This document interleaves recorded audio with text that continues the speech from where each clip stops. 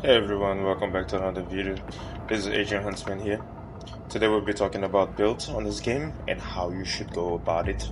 Even if you're a new player to the Division Resurgence or to the Division franchise and whatsoever, this will be a simple starter guide of how to start looking at builds so that you can make your own build, right? We're here on the base of the clan Cascadia on the American server, so if you're up for it, you can always come join us. Now, let's start from the beginning. First of all, above all else, you have the classes that you can choose, right? We have the attack operator, demolitionist, the bulwark, the vanguard, and the field medic.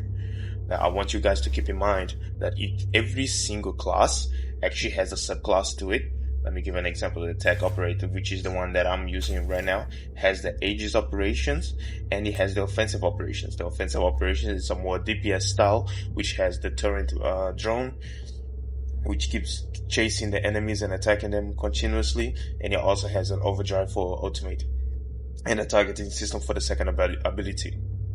So it highlights the enemy so that all the drones attack one enemy specifically, and the ultimate will make them do more damage and have a bigger resistance. Now, on the other hand, the Aegis operations subclass to it is actually the healing side of it. So you have the healing drone and the defensive drone, and you have also the first aid firefly. Now, how do you go about building your characters here? It's very simple, pretty straightforward. It's simple to start. It's more complex at the later you go to it. First of all, as I said, your class. Each class has a specific specialization. So in other words, my class specializes on engineering. So it focuses more on having the engineering side of our character much higher. So the higher it goes, the more healing or the most damage I will do with my abilities. On my case here, I have about 570 of engineering. I do have some firepower as well and some defense toughness to it. My watch itself also is a big part of our build. My one, on this one specifically, it says hits deal additional damage equal to 33.60% engineering. So in other words, I turn my engineering into damage, so that makes me do more damage over time. And it also has a skill critical chance for it. This one is a specific for engineering, so it helps boost their engineering and it helps boost the damage as well. Obviously, you will collect more of these as you play the game. I want all of you to keep in mind one thing. The game only truly starts at level 40. Why do I say that? That's when you reach the max level cap on this game. When you get to level 40, you will have a high-end gear, which is this yellow highlighted weapon, armors and weapons here. Obviously, you have your exotic weapons. Right now on the game, as the game launched, we have 2 exotic weapons, which is the Warlord, and we also have the Lady Death. Unfortunately, I don't have the Lady Death yet, but I will have it eventually. Now, I'm using the Warlord. I'm fully upgrading it. I'm fully investing into it because it's my preferred weapon, because I prefer to have an assault rifle, simply because I prefer to play on the mid-range-ish type of style. Mostly I play with a assault rifle and an SMG. On my case here, I have the P90, which is a very trustworthy weapon for myself, which I've been using for quite a while actually. I would say this is one rule that I use for myself. 1, when you start the game, you will have tier 0, which is this T right here on the corner of your item, right? It's going to be saying tier 0. Tier 0, you have only the space for 1 armor mod on your weapon, on your armors, and on your weapons you would have only mostly one skill attribute to it. So it's good to have this. This is what I did, especially because on the first beta that I managed to get in, I did this mistake quite a lot. I upgraded a lot of my armors and weapons unnecessarily, so I ran out of resources extremely fast. So I'll get one set of a full tier 0, right? I'll fully max it once. I won't upgrade it anymore. Just at that time when I get like, okay, I have the set bonus that I need for that moment, and then I'll fully upgrade it once to the max level that I am, because you can take your weapons and armor to 10 levels above your level. So in other words, let's say I'm in level 30, I will be able to upgrade my weapons and armor all the way to level 40. That allows you to have a bigger boost on your damage as well, especially on the lower stages. I will do that with the tier 0. Then afterwards, when I'm able to farm tier 1, which I actually just got to the case right now. I have been able to do it, but I have been putting it aside because I've been focusing on the story. I will focus on the tier 1 right now. I'm trying to get a full high-end gear tier 1 armor and set so that I can get the proper set for myself to try and boost it forward. I will be farming right now.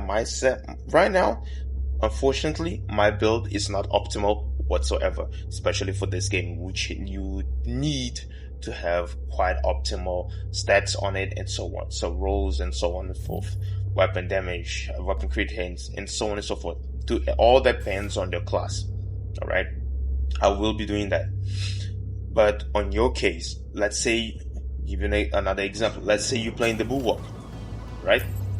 The Bulwark focuses on these two subclasses to it. It focuses on toughness, and the other one focuses on firepower. If you focus on toughness, obviously you will upgrade your max health. The higher your toughness, the higher your max health. But here's something that I've seen many people neglect, especially on the Resurgence, because we go back to the Division 1, everybody would be focusing on max health and increasing your health because that would be the most ideal choice. On the Division 2, on the other hand, they focus on armor because that gives the better defenses for your characters. But now on the Division Resurgence, you have a mix of both. So you actually need to mix match both of them. You can't just have low stat on your armor and have an extremely high stat on your health, because even no matter how big your health may be, you will still die very fast if your armor is extremely low. So for me to make my build optimal, I will have to increase my armor quite a bit still. My health has reached around 67,000. Sometimes it stays on 71, depending on the buffs that I have right now. I have managed to reach before around 85,000. I will be making other videos on that. Once I start farming properly, I will be making a full build on this setup that I have right now. But perfectly, when I have it, the full stat sorted out, I will do a full showcase of my character. Now, this is the principles that you will have to take for your character as you're building them, right? You have your class, you have the sign that it says right here, right next to it. That's the one you're gonna be mostly focusing on when you build your character. But once again, only when you get to level 40 is when you will properly be able to build your characters and start properly farming for your ideal sets, your ideal rolls on every single piece of armor and gear. Alright? I want you guys to stay very clear on that, because the resources are quite thin in the beginning of the game and they get extremely expensive later on in the game. Alright? So for you to have an optimal play style, especially on the beginning of the game, this will be the ideal choice. Alright? It's very simple. It's very simple. Just don't upgrade every single thing at once all the time, or you're gonna run out of cash, which is the easiest thing to happen. It's the running out of the cash in this game, the basic credits. You lose that very fast. I will be doing other videos showing how to actually farm the credits and how to other optimal ways for you to reset your gear. Alright? Something to keep in mind as well as you're building your class. Let's say you started a class, you started building it, but you got bored of it and now you want to swap. On this game, luckily, we have a full reset button right here on our abilities, so we can actually get a full refund on everything that we put in, the money and the items as well. So you'll be able to reset it and go to another class, alright? So don't be scared to try it out on one class and so on and so forth, right?